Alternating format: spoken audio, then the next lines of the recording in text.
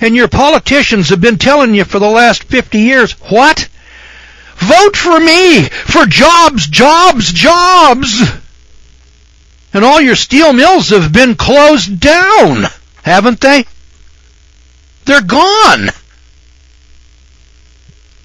And you're sitting here, and you're going to vote for who? Have we taken total leave of our senses? What in the hell are you smoking? What are you listening to? Barney? Big Bird? Mr. Rogers? Have you lost your minds? Unable to think?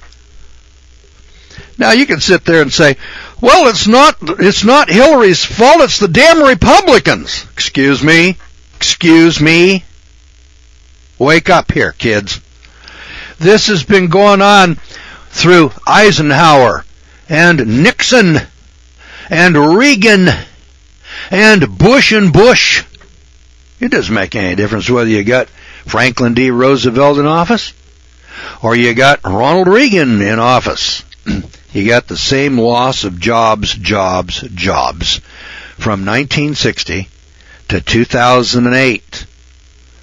And these guys are sitting at the helm of power in the White House, and sitting at the helm of power, did Newt Gingrich reverse it in 1994 with the Republican Revolution? You sit here and you say, well, it's not that guy, it's this other guy over here. It's not Carter, it's Reagan. Oh, it's not Reagan, it's Clinton. It's not the Democrats, it's the Republicans. It's not the Republicans, it's the Democrats. Hell, there's only two political parties here, kids. Only two. Nobody else has been in office in this country except Republicans and Democrats since the Civil War. Nobody else has ever held that office.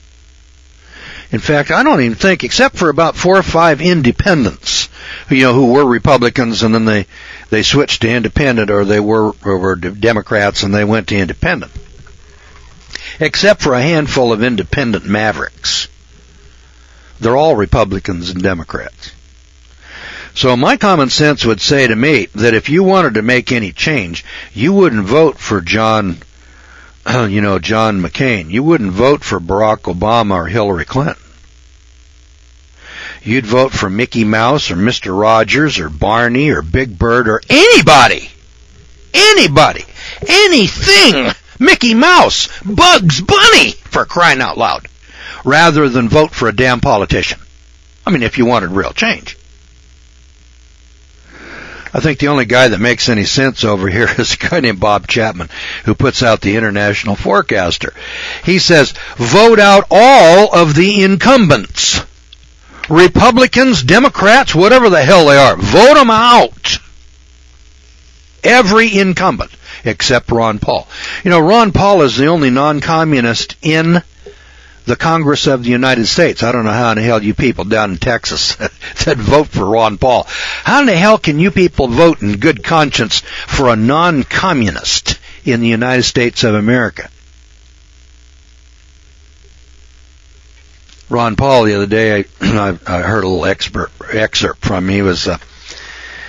He was talking to some group over there. He said he wanted to abolish the IRS and replace gold and silver. He wanted to abolish the Federal Reserve. That's what the Bible requires. That's what God told you to do. Remember that in Leviticus 19:35 and 36, and Deuteronomy 25 verses, I think it's 25 or 22, verses 13 through 16. I guess I'll look that up for you right here quickly, now that I opened my big mouth and I told you it was Deuteronomy something. Anyway, it says you're not to have an unjust weight or balance in your bag.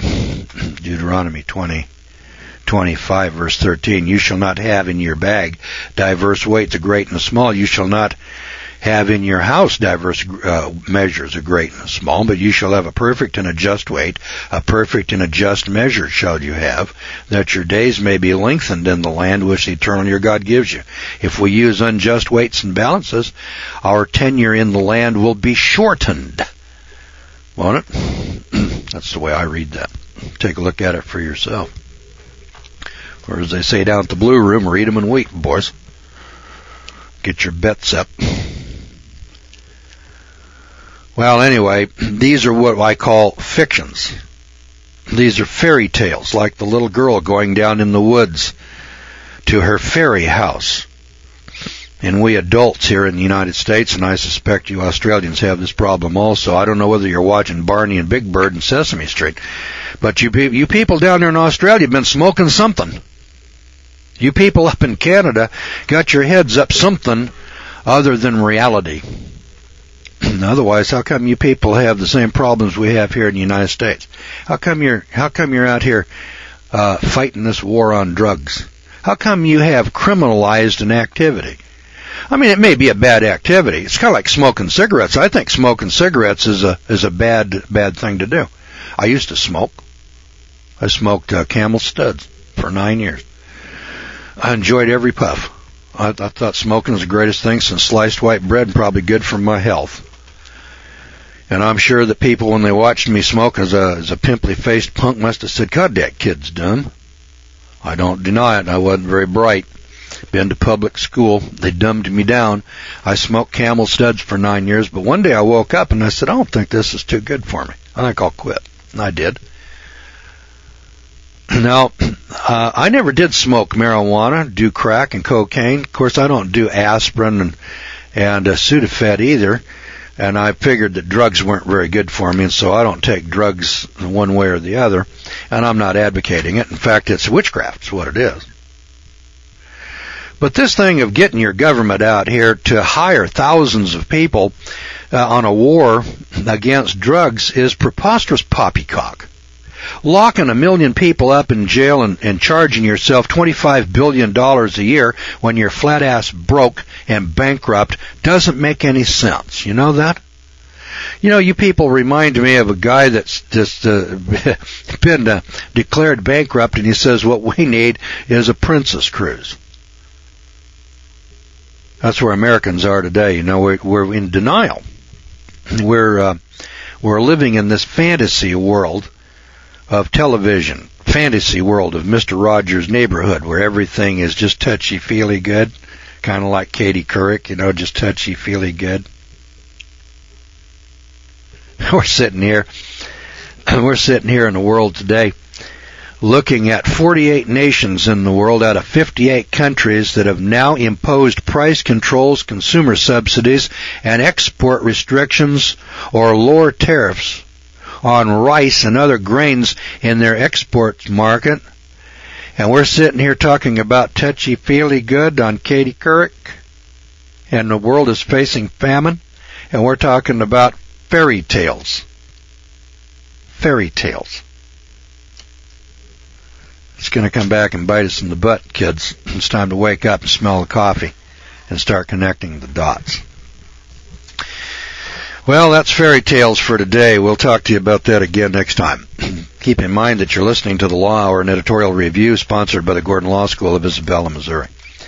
Remember, the Law Hour is heard 7 days a week here in the United States and in more than 112 countries worldwide over the Internet and radio. Now, for more information about the Law School and the Law Hour, please go to our website at georgegordon.org. That's georgegordon.org.